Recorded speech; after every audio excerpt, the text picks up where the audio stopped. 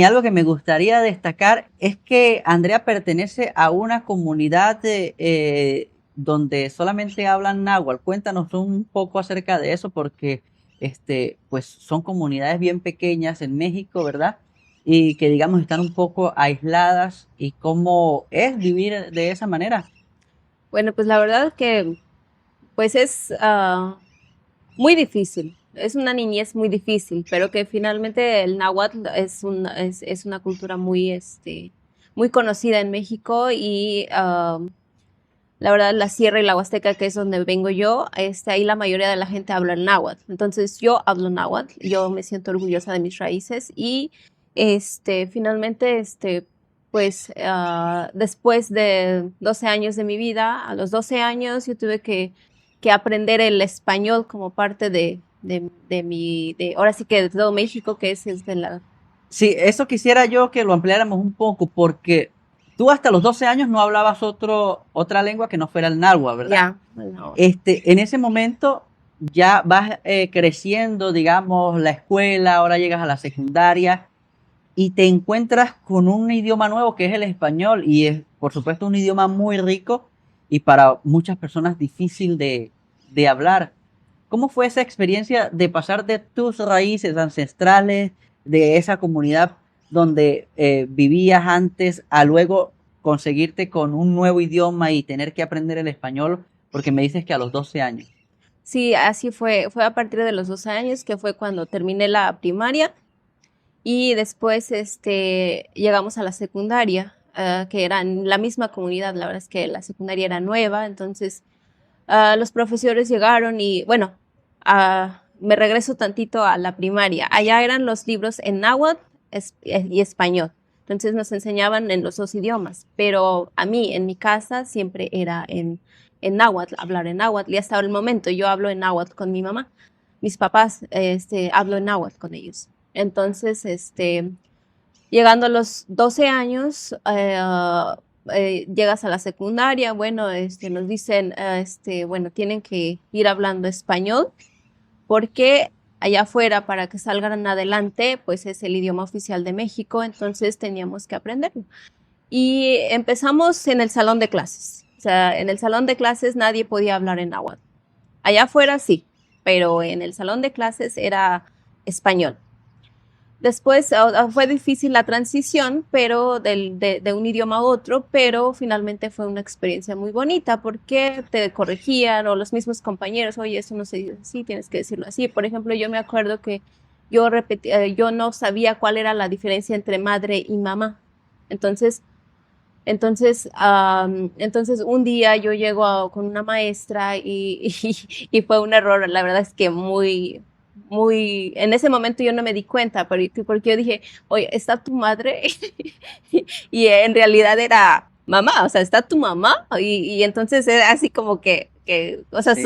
fue un error, la verdad es Pero que estaba bien dicho porque madre y mamá significan lo significa lo mismo. mismo, solo que nosotros, digamos, hemos modificado tanto el decir de madre que a veces incluso suena como una ofensa. Por Sí, ejemplo, pero yo que soy de Venezuela, si tú le dices a alguien, ¿cómo está tu madre? La persona se ofende.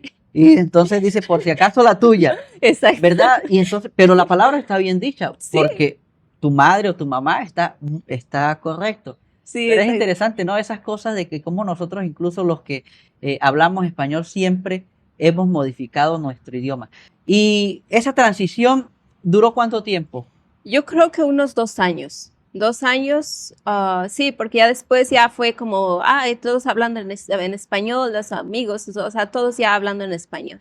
Y había gente que sus papás eran profesores y que ya tenían el español desde chiquitos, entonces ellos no hablaban el náhuatl así también. O sea, sí lo sabían, pero no lo No hablaban. eran fluidos hablando el lenguaje. Sí, exactamente. Y es como ahora, en el momento ahorita, por ejemplo, yo tengo sobrinos que no les, o sea, como que no les sale el hablar el náhuatl. O sea, ya saben, o mi mamá les habla en náhuatl y los sobrinos contestan en español. Entonces, así se entienden. Bueno, muy interesante la historia. ¿Y crees tú que entonces el español te abrió más puertas de las que podías Sí, abrir? sí, claro que sí, por supuesto. Bueno, llegando a la prepa y ya fue otra transición, pero pues ya fue más, más liviana porque pues ya traía el español, entonces ahí ya fue más fácil lo que es la costumbre y eso, ya fue más fácil. Y cuéntanos un poco acerca de tus conocimientos escolares. ¿Qué estudiaste tú? ¿En qué eres profesional ahora?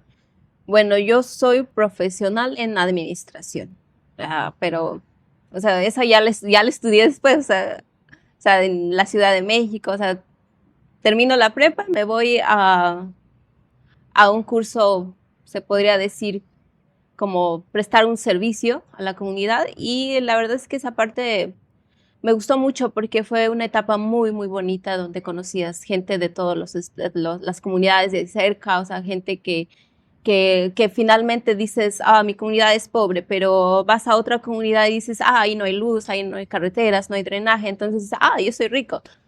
Y ahí es donde te das cuenta el valor de las cosas, ¿no? El valor del decir, bueno, tuve esto cuando estaba chiquita, pero hay gente que no lo tiene. Entonces presté un año de servicio, después de ahí me fui a la universidad en la Ciudad de México, trabajando y estudiando.